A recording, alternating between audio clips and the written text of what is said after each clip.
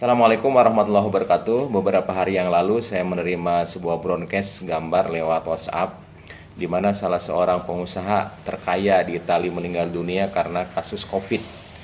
Yang menarik dalam tulisan tersebut ada kata-kata dari putranya yang mengatakan bahwa selama ini dia hidup dalam berkecukupan. Apapun yang dia inginkan, semahal apapun yang dia inginkan, kemungkinan dia bisa membelinya. Tetapi yang menyedihkan di akhir-akhir hayatnya ketika dia kena COVID, ternyata nafasnya itu begitu sesak sehingga udara yang tadinya gratis pun tidak mampu dia dapatkan. Nah, terlepas dari kebenaran gambar ini dan video ini atau tidak, saya berusaha tadi mencarinya, tetapi ada hikmah di balik itu mungkin yang bisa kita pelajari untuk kita bersyukur lebih dalam lagi atas nikmat Allah. Nah, ibu bapak sekalian, Allah ini telah menitipkan paru-paru kepada kita, di mana pada saat COVID ini menerpa dunia, maka paru-paru itu menjadi salah satu target organ. Paru-paru itu seakan-akan tenggelam di dalam air sehingga penderita merasa sesak. Nah, ini sebuah pelajaran bagi kita. Allah telah menciptakan paru-paru di dalam tubuh kita itu jauh sebelum kita lahir. Allah telah menciptakan bakal paru-paru itu pada hari ke-21 ketika kita dikandung. Dan pada saat kita lahir, dalam 10 detik paru-paru kita itu langsung mengembang. Dan sejak saat itulah paru-paru kita itu menghembuskan nafas, menghirup nafas tanpa henti-hentinya, tanpa istirahat, tanpa jeda waktu.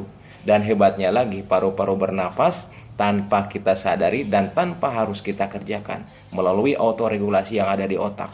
Begitu karbon dioksida meningkat, maka laju nafas akan meningkat pula.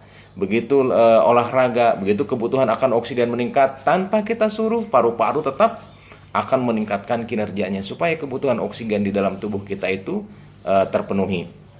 Nah, kalau kita perhatikan, Allah telah menciptakan paru-paru ini dengan sebaik-baiknya bentuk, dengan sangat-sangat sempurna. Allah menciptakan dari atas itu saluran pernapasan. Saluran pernapasan itu ternyata tidak bisa kolaps, tidak bisa kempes. Kenapa? Mereka dilindungi oleh cincin-cincin trakea. Jadi kalaupun tidur, kalaupun kita misalnya ketekan, itu sangat kecil kemungkinan napas kita itu tertutup. Karena Allah telah menciptakan cincin yang begitu kokoh sehingga saluran napas itu terbuka. Saluran napas itu masuk lagi ke dalam dada, kemudian juga bercabang menjadi 2. Sampai cabang yang paling kecil, lebih kecil saluran udara ini dari rambut. Dan tibalah saluran udara tadi ke daerah terminal akhir yang disebut dengan alveolus. Nah, di alveolus inilah terjadi pertukaran udara yang masuk ke dalam paru-paru, yang kaya akan oksigen, kemudian nitrogen, kemudian ditukar dengan hasil metabolisme yang ada di dalam tubuh, CO2 keluar.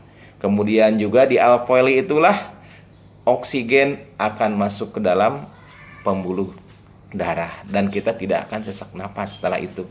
Dan ternyata di dalam tubuh kita ini Allah telah menitipkan antara 300 sampai 500 juta alveoli. Begitu banyak. Dan kita tidak tahu dan kita tidak pernah menyadari bahwa Allah telah menitipkan sedemikian detail. Bahkan kalau kita runut saluran napas ini dari mulai trakea, kemudian bercabang menjadi bronkus, kemudian juga bercabang lagi bronkioli, bercabang lagi sampai ke bagian terkecil, ternyata kalau dijumlahkan panjangnya itu sekitar 2400 km. Bayangkan betapa dahsyatnya ciptaan Allah ini. Antara Aceh dan Lampung saja jaraknya itu sekitar 2044 km. Berarti saluran napas kita lebih panjang dari jarak antara Aceh dan Lampung. Sangat dahsyat sekali. Dan kalau kita lihat alveoli yang Allah titipkan di dalam paru-paru kita ini, kalau diluaskan permukaannya kurang lebih antara 50 sampai 145 meter persegi, suatu jumlah yang sangat luas. Sementara sekarang kita tidak tahu bahwa Allah telah menitipkan fasilitas yang sangat dahsyat itu, dan sampai saat ini paru-paru belum ada gantinya. Jadi kalau operasi jantung sementara bisa dihentikan untuk apa? Dengan menggunakan mesin. Tapi kalau paru-paru tidak ada yang bisa menggantikan perfusi oksigen ke dalam tubuh manusia sampai saat ini. Dan Allah juga menitipkan otot-otot di dalam rangka dada kita, untuk menarik napas, untuk memperluas dinding dada bagian dalam. Allah menitipkan 11 pasang musculus intercostalis interna, musculus intercostalis interna, externa. Kemudian Allah juga menitipkan diafragma untuk apa? Agar kita tuh bernapas. Dan hebatnya napas yang kita lakukan itu tanpa sepengetahuan dan tanpa sadar kita. Bisa sadar tapi jarangnya tidak sadar kita bernapas, sehingga kita tidak pernah lupakan untuk bernapas. Jadi itulah kehebatan-kehebatan Allah yang dititipkan kepada manusia. Jadi kalau kita nurunut lebih dalam lagi, memang kalau kita jumlahkan rata-rata orang dewasa bernapas itu sekitar 16 kali per menit. 16 kali napas, 16 kali napas. Kalau dijumlahkan per hari sekitar 23.000 kali kita bernapas. Suatu jumlah yang sangat besar.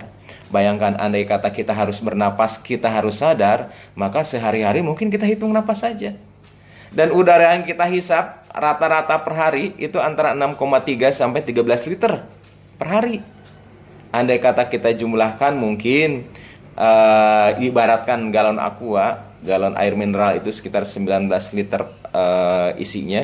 Mungkin sehari semalam kita memerlukan antara 492 sampai 1000 galon untuk napas tuh. Sedangkan sampai saat ini kita kasih gratis. Tapi alangkah jarangnya kan kita bersyukur.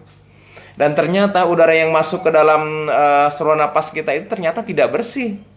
Ada jamur, ada bakteri, ada virus, kemudian juga ada polutan dan sebagainya. Tetapi ternyata sampai saat ini kita jarang sakit karena saluran pernapasan. Kenapa? Allah menitipkan sistem pertahanan yang ada dalam tubuh kita. Begitu napas masuk, udara masuk lewat hidung, maka dia sudah disaring lewat bulu-bulu hidung.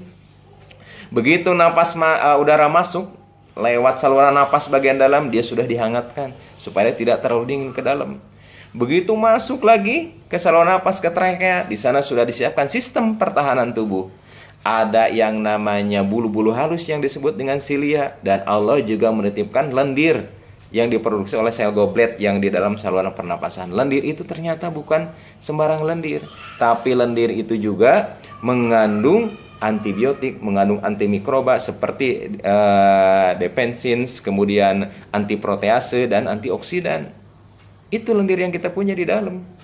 Dan kemudian juga ada di sana ada sistem pertahanan tubuh berupa apa? Berupa neutrofil, kemudian juga ada imunoglobulin, T cell dan B cell di sana. Jadi sistem alutsista yang telah Allah titipkan untuk memproteksi tubuh kita ini dari serangan-serangan virus, infeksi, bakteri, kemudian juga fungi dan sebagainya, Allah telah titipkan, telah sediakan di dalam saluran napas ini. Dan semua ini tanpa kita minta, tanpa kita sadari, dan makanya kita jarang untuk bersyukur. Jadi kalau kita berbicara tentang gangguan saluran napas pada COVID, kita juga harus ingat bahwa telah diciptakan oleh Allah itu beberapa alutsista yang ada di dalam tubuh kita ini, dan sampai saat ini sangat jarang kita syukuri.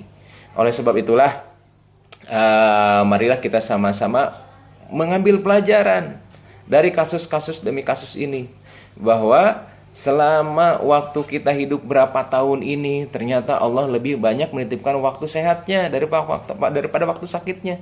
Dengan COVID ini Allah ingin menegur kita, yuk, udara yang tadinya bebas, yang tadinya kamu hirup sekitar 500 sampai 1000 galon per hari, kita sekarang merasakan betapa berharganya udara bebas ini. Allah berfirman di dalam Al-Quran surah Al-Mulk ayat 23, Qulil ladzi ansha'akum wa ja'ala lakumus sam'a wal absara wal afidah qalilam ma tashkurun. Jadi katakanlah, dialah yang menciptakan kalian, yang menjadikan pendengaran, yang menjadikan penglihatan, yang menjadikan hati nurani, tetapi sangat sedikit di antara kalian yang bersyukur.